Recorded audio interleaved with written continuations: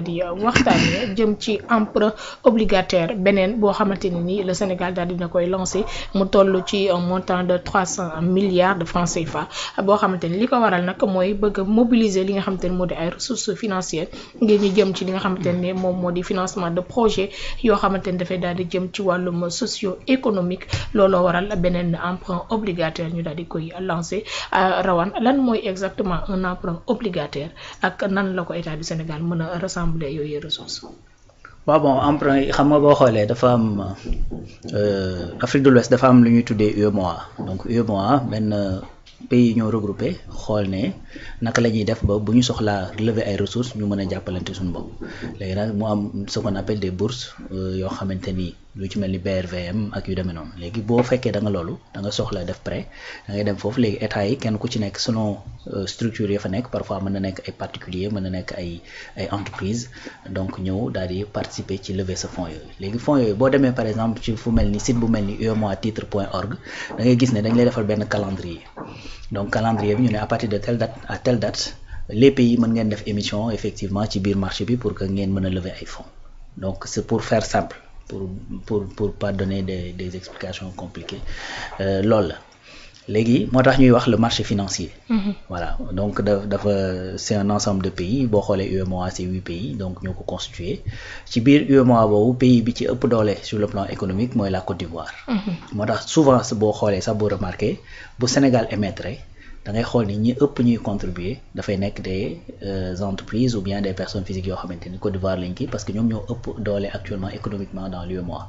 Ni muy xewee Sénégal nag noonu lay xewee ci yeneen i réew yi. N'est-ce pas que bu ñu lancé ay emprunt obligataire nga xamante ni dinañ mën a jëlee ci voilà donc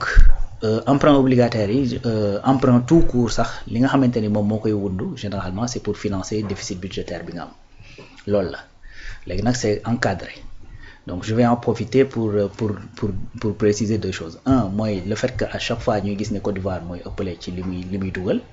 moom laay wax léegi c'est normal parce que moom moo ëpp doole ci zone bi moom moo ëpp li nga xamante ni Côte d'Ivoire ci boppam bu dee leb moom mooy ëppale li muy participer. Bu fekkee ni effectivement ñeneen ñi dañuy leb également mooy ëppale ci li muy participer parce que moo ëpp doole ci zone bi. te boo seetloo à chaque fois Sénégal moo ciy topp parce que Côte d'Ivoire ëpp doole Sénégal topp ci n'est-ce pas donc beneen affaire mooy boo dee dem di lebi c'est pour combler effectivement ce déficit budgétaire comme j'ai dit mooy que ni da ngay dem. nga ni man kat pour ma mën a liggéey at mii li ma soxlaa liggéey investissement yi ma bëgg a def yëpp j'ai besoin de temps ñu ne par exemple on a besoin de 6 000 milliards 6 000 milliards yooyu ñu ne nan lañ koy regrouper dañoo am 3 leviers généralement moom lañ koy regrouper mais benn bi ñun Sénégal amuñu ko 3 leviers yi mooy lan mooy ressources intérieures yi tout ce qui est fiscalité taxe ak yu demee noonu yi nga xamante ni da nga koy regrouper ci réew mi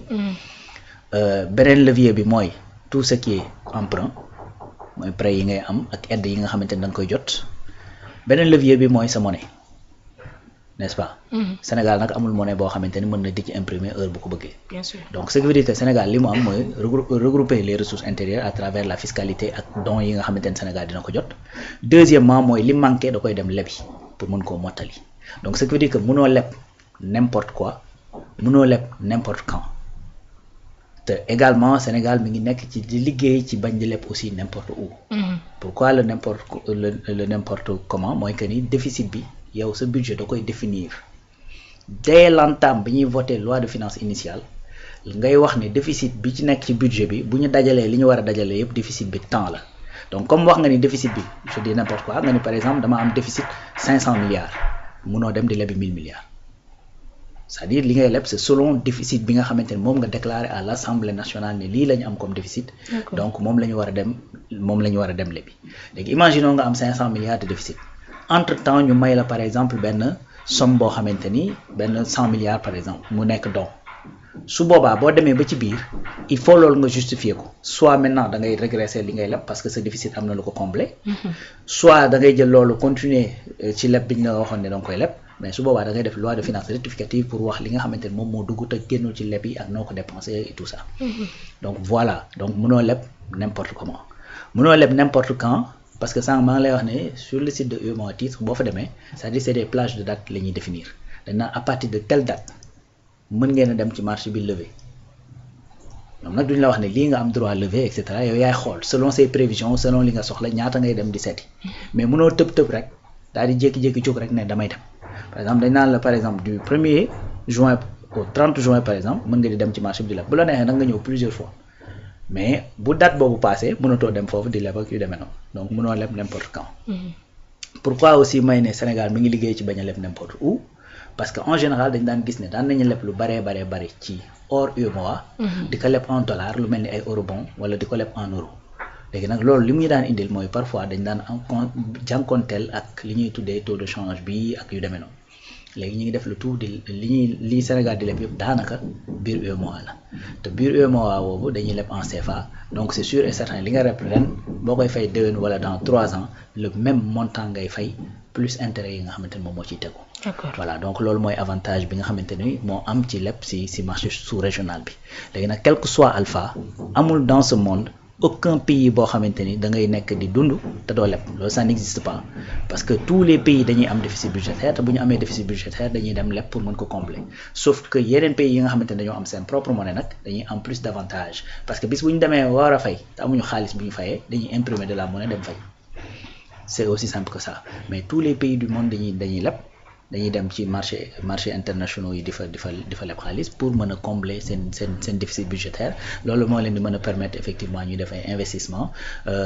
te comme ni ko article bi waxee c'est des investissements pour des projets structurants par exemple lu jëm ci autoroute de l'eau bi lu jëm ci agriculture bi lu jëm ci énergie bi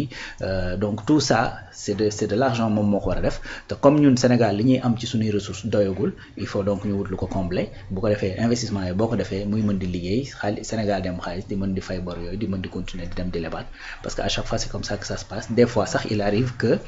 état leb pour fay bor pour mën a dem lebiwaat donc loolu état da koy def tout le temps eurobond bi nga xamante ne moom moo arrivé à maturation en 2024 état dafa dem lebaat beneen eurobond pour fay boobu donc loolu état da koy def tout le temps et en soi c'est pas un problème moo tax keroog bi nga xamante ni le ministre de l'économie génn na di wax ci boru Sénégal bi di wax ci 99,67% bi dafa ne en soi loolu du problème donc parce que en réalité bor du problème lii problème mooy leb ba pare dugal ko foo xamante ni c'est-à-dire doo ci am benn bénéfice sur le plan financier wala sur le plan économique donc loolu mooy difficulté bi wala boog mu nekk loo xamante ni du ay projet structurant parce que tey lu mel ni école boo xoolee loolu tax parfois ñuy am problème ak yenn institution internationale di leen taxer ne bëgguñu pays sous-développés yi ñu avancer ndax da ngay gis ne buñ la lebalee dafa am ci ay domaines yoo xamante ne moom lañ koy dugal par exemple doo dégg lu baree bari nga dégg ne par exemple FMI jox na xaalis Sénégal pour mu dugal ko ci wàllu éducation par exemple parce que éducation loo ci dugal c'est-à-dire du la génnewaatal bénéfice sur le plan financier. Bien sûr. Voilà donc loolu nag pays bu nekk yow yaay mën a wut say mécanisme bopp pour mën a investiral sa bopp ci loolu. Voilà parce que bu fekkee ay FMI ak yooyu dañ naan la dugal ko ci courant bi wala dugal ko ci fii wala et cetera ki demee noonu donc loolu mooy waral rek à chaque fois Sénégal di def ses emprunts. Mais il y a pas péril à la demeure, il y a pas mesure de s'alarmer donc ceux qui essaient de tenir nu ma koy tuddeeti le discours comme quoi que ni non Ivoiriens yi ñoo ñuy lebal non Maliens yi ñoo ñuy lebal et cetera Ivoiriens yi ak Maliens yi ñoo ñu mës a lebal parce que UEMOA boo fi wootee forcément ce sont ces pays là ñoo lay mën a lebal parce que yéen nga ko constitué de la même façon que ñoom bu ñu wootee leb également sénégalais dañ ciy kii parce que en fait kan mooy leb laa kan c'est-à-dire c'est soit une entreprise boo xamante ni lii tax a jóg entreprise mooy def du bénéfice gis na ni nangam bu ma ci dugalee sama xaalis am ci dara mu jël xaalisam dugal ko ci wa il a un particulier boo xamante ni lancé nañu benn emprunt obligataire mu ne lii kat gis naa ni su ma ci dugalee sama 1 million wala sama 2 millions dans 2 ans danaa ci am 1 million plus nangam ou bien 2 millions plus nangam mu jël ko dugal ko ci donc kooku defu la joxu la parce que dalaa yërëm